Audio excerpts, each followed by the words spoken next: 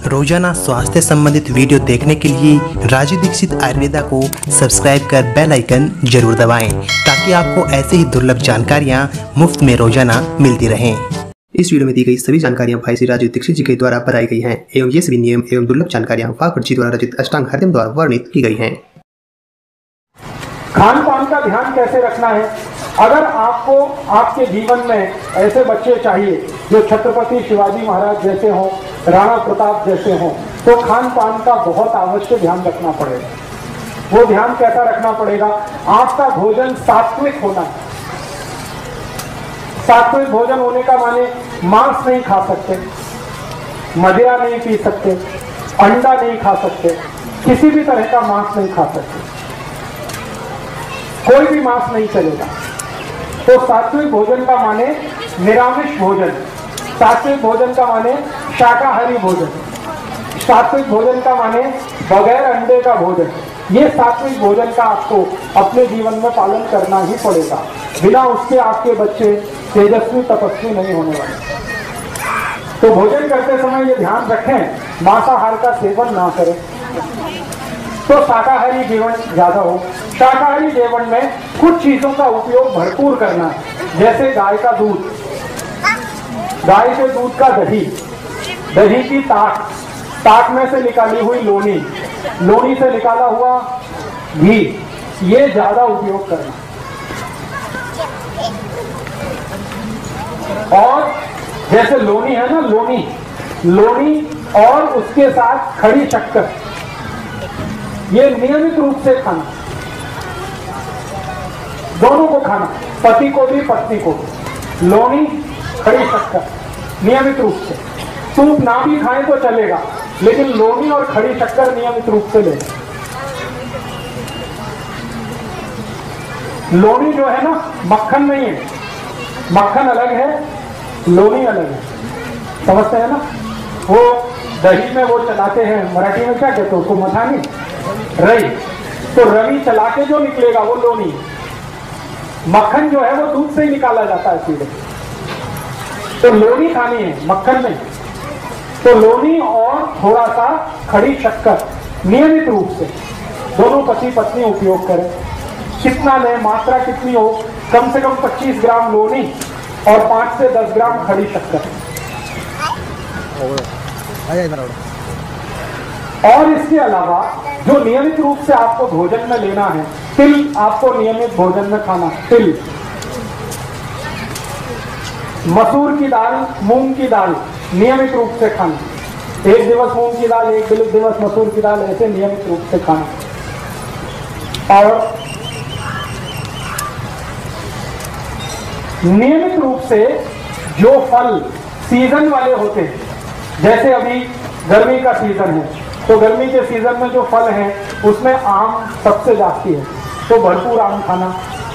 थोड़े दिन में सीजन बदलेगा तो फल भी बदलेंगे, तो सीजन वाले जो फल है वो भरपूर खाना। जैसे संतरा आएगा, मौसमी आएगी, द्राक्ष आएगा, सीजन के हिसाब से। तो अभी आम है, आम के बाद कुछ, फिर उसके बाद कुछ, उसके बाद कुछ, तो ये सीजन वाले फल भरपूर खाना है। और फल कभी भी भोजन के साथ नहीं खाना है, अकेले खाना। केला हो, दूसरे फल हो, वो भोजन के साथ नहीं, अलग से खाना। जैसे भोजन किया उसके 2 तास बाद या 2 तास पहले फल खाना, या तो फल सुबह सुबह नाश्ते में भरपेट खाना, वो सबसे अच्छा है। और एक चीज नियमित रूप से करनी पड़ेगी कि थोड़ा शरीर श्रम नियमित रूप से हो, पति का भी पत्नी का भी। पति का शरीर श्रम क्या होना और पत्नी का क्या होना, इसके लिए 2 अलग अलग विभाजन हैं हमारे शास्त्रों में। पत्नी के लिए शरीर श्रम ऐसा होना जिसमें पेट का हिस्सा, जिसको गर्भाशय कहते हैं, उसमें बार बार मूवमेंट आए, ऐसा श्रम हमें होना पत्नी के लिए, स्त्री के लिए। तो वो क्या करना है? जैसे वो चटनी बनाते हैं ना, चटनी, तो चटनी अगर मिक्सी में बनाएंगे तो शरीर का श्रम नहीं है, लेकिन हाथ से बनाएंगे तो शरीर का श्रम है। और उसमें सबसे ज्यादा मूवमेंट यूट्रस रीजन का ही होता है, गर्भाशय का सबसे ज्यादा मूवमेंट होता है। तो चटनी हाथ से बनाए। इसी तरह से हाथ काम ज्यादा घर का,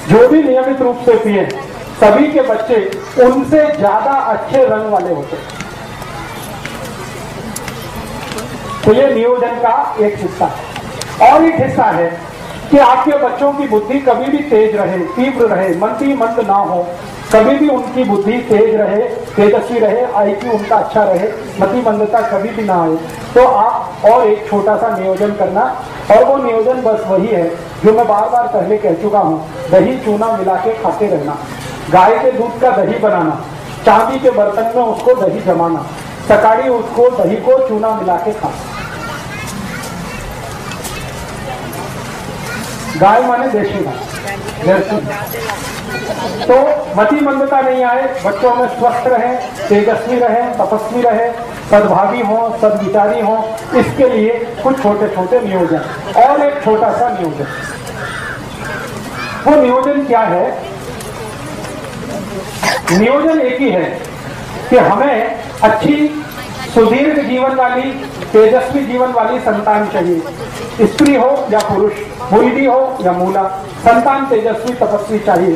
तो एक नियोजन जरूर ध्यान रखना है कि हमारे जो पति और पत्नी हैं वो आपस में जब संसर्ग करें तो पत्नी का मासिक चक्र पूरा होने के बाद, पत्नी का मासिक चक्र पूरा होने के बाद या पत्नी का मासिक चक्र शुरू होने वाले दिन से 10 दिन छोड़कर,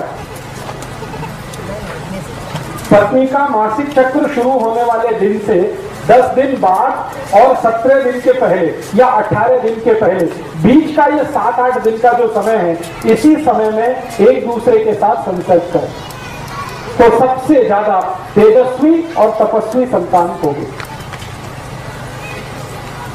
पत्नी के मासिक धर्म के शुरू होने वाले दिन को गिनकर 10वें दिन से 18वें दिन के बीच का जो समय है, यही सबसे अच्छा समय है तेजस्वी और तपस्वी संतान का। वही 7-8 दिन का समय है। अब इसमें 2 तरह के दिन आएंगे, एक सम होंगे, एक विषम होंगे। जैसे 10वां दिन सम, 11वां विषम, 12वां सम, 13वां विषम, 14वां सम, 15वां विषम, 16वां सम, 17वां विषम, 18वां सम। तो जो सम दिन है उनमें अगर आप संसर्ग करेंगे तो 99% पुत्र होगा, और विषम वाले दिन में संसर्ग करेंगे तो 99% पुत्री होगी। 1% इसमें अपवाद है और वो कहीं भी होता है। तो अगर आपको नियोजन करना है कैसा, अब व्यसन मुक्त युवक संघ में कुछ कार्यकर्ताओं के पास पुत्री है तो पुत्र चाहिए, तो उनके लिए ये माहिती मैं दे रहा हूं। और जिनके पास पुत्र है उनको पुत्री चाहिए, उनके लिए भी ये माहिती दे रहा हूं। सम दिन में जाएंगे तो पुत्र, विषम दिन में जाएंगे तो पुत्री। और एक और माहिती इसी नियोजन के लिए, आप जानते हैं महीने के 2 पक्ष होते हैं, एक शुक्ल पक्ष और दूसरा, तो जो शुक्ल पक्ष है, इस शुक्ल पक्ष के दिनों में अगर आप संसर्ग के लिए जाते हैं तो 99% आपके बेटे या बेटी का जन्म जो होने वाला है वो बहुत प्रतापी, तेजस्वी, लड़ने वाला, भिड़ने वाला होगा। छत्रपति शिवाजी, राणा प्रताप, ऐसे जो हमारे देश में भगत सिंह, ऊधम सिंह, चंद्रशेखर आजाद, ये सब शुक्ल पक्ष वाले लोग हैं। शुक्ल पक्ष आप समझते हैं, जब चंद्रमा लगातार बढ़ता हुआ होता है, और कृष्ण पक्ष उसका उल्टा। कृष्ण पक्ष में जब आप जाएंगे तो अच्छे से अच्छे साहित्यकार, वैज्ञानिक, बहुत बड़े डॉक्टर, इंजीनियर, चार्टेड अकाउंटेंट, ऐसे बच्चों का जन्म होगा। न्यूटन, आइंस्टाइन, जगदीश चंद्र खुराना, हमारे देश के बोस, हमारे देश के ये जो महान लोग साहित्य के क्षेत्र में, विज्ञान के क्षेत्र में, कला के क्षेत्र में आगे बढ़े हैं, ये सब कृष्ण पक्ष वाले लोग हैं। ठीक है। अब शुक्ल पक्ष और कृष्ण पक्ष का चक्कर क्या है? ये चक्कर है चंद्रमा के शरीर पर पड़ने वाली ऊर्जा। आप जानते हैं कृष्ण पक्ष में चंद्रमा नहीं होता। और शुक्ल पक्ष में चंद्रमा बहुत तीव्र होता है। चंद्रमा की तीव्रता अपनी नहीं है। आपको मालूम है चंद्रमा का प्रकाश कहां से आया? सूर्य से। तो चंद्रमा की तीव्रता है तो वो उसकी अपनी नहीं है, सूर्य की तीव्रता है। तो आप समझ लीजिए शुक्ल पक्ष में सूर्य की तीव्रता है, तो उस दिन में जो संतान आएगी वो सूर्य जैसी ही होने वाली है। सूर्य कैसा है? जला के सबको राख कर दे, ऐसा। महाराणा प्रताप, छत्रपति शिवाजी, संभाजी महाराज, ये सब ऐसे ही लोग हैं जो शुक्ल पक्ष वाले। और आपको चंद्र पक्ष में, चंद्र पक्ष माने सूर्य का प्रकाश नहीं है, चंद्रमा का प्रकाश है, तो उस समय के नियोजन में जो संतान होगी वो दिमाग वाली होगी, शरीर वाली नहीं, जिसका ब्रेन बहुत चलेगा, इंटेलिजेंसी उसकी कंप्यूटर से जैसी, उससे भी ज्यादा तेज होगी। दुनिया में सारे दिमाग के काम करने वाले लोग चंद्र पक्ष के पैदा हुए हैं और शरीर से लड़ भिड़कर साम्राज्य स्थापित करने वाले लोग शुक्ल पक्ष के पैदा हुए। तो नियोजन आपको करना है, माहिती मैं दे रहा हूं। तो आप तय करिए आपके जीवन में क्या चाहिए। अब एक संतान आपके पास है, मान लो शुक्ल पक्ष वाली, तो एक चंद्र पक्ष वाली जरूर करना, क्योंकि दुनिया में दोनों की जरूरत है। खाली लड़ने भिड़ने वाला ही नहीं चाहिए, विज्ञान की खोज करने वाला भी चाहिए, क्योंकि दोनों से जीवन चलता है। शत्रु से रक्षा करने के लिए है और देश को आगे बढ़ाने के लिए भी है। तो एक संतान शुक्ल पक्ष की, एक चंद्र पक्ष की, ऐसा नियोजन करिए। एक संतान सम तारीख वाली, दूसरी विषम तारीख वाली, ऐसा नियोजन करिए। और बाकी के शुरू के नियम जितने मैंने बताए हैं वो सबको एक साथ पालन करना, ठीक है। इसके आगे और भी बहुत सारे नियम हैं, लेकिन वो इतने बारीक हैं कि मैं बताऊंगा आपके दिमाग में जाएंगे नहीं। अभी जितना बताया है इतने पर आप प्रयास शुरू करें। उसके बाद बारीक नियम अगर जानना है तो एक पुस्तक मैंने लिखी है, भागवत जी के सूत्र पर 3 पुस्तकें मैंने लिखी है। स्वदेशी चिकित्सा, भागवत, अष्टांग हृदय के आधार पर भाग 1, 2, 3 बारीक बातें हैं, उनसे पढ़ सकते हैं। मोटी जितनी बात है वो मैंने आपको बताई। तो ठीक है, मैंने कुछ माहिती दी है, आपके समझ में आई है कुछ? तो बहुत अच्छा। अगर आप ये समझ पाएंगे तो बहुत अच्छा है। एक बात को मैं फिर रिपीट करता हूं, इसको हमेशा याद रखिएगा कि आपकी संतान अच्छी हो, तेजस्वी हो, तपस्वी हो, तो खान पान में जितने नियम बताए हैं एक बराबर याद रखना। लोनी और खड़ी शक्कर ये रोज खाना। लोनी आप समझते ही हैं, खड़ी शक्कर आपको माहिती है। लोनी और खड़ी शक्कर रोज खाना, दोनों को खाना, पति को भी पत्नी को भी। जी जी। मतिमंद और हैंडीकैप जो बच्चे होते हैं वो कहां से आते हैं? ज्यादातर मतिमंद और हैंडीकैप जो बच्चे होते हैं वो उन पति पत्नी के हैं, उन आई बड़ी के हैं जिनके दोनों के शरीर में कैल्शियम बहुत बहुत कम है। उनके बच्चे मतिमंद होने ही वाले हैं, उनके बच्चे हैंडीकैप्ड होने ही वाले हैं। पति के शरीर में कैल्शियम कम हो, पत्नी के शरीर में कैल्शियम कम हो, जरूर बच्चे ऐसे होंगे जो मतिमंद होंगे और शरीर से विकलांग होंगे।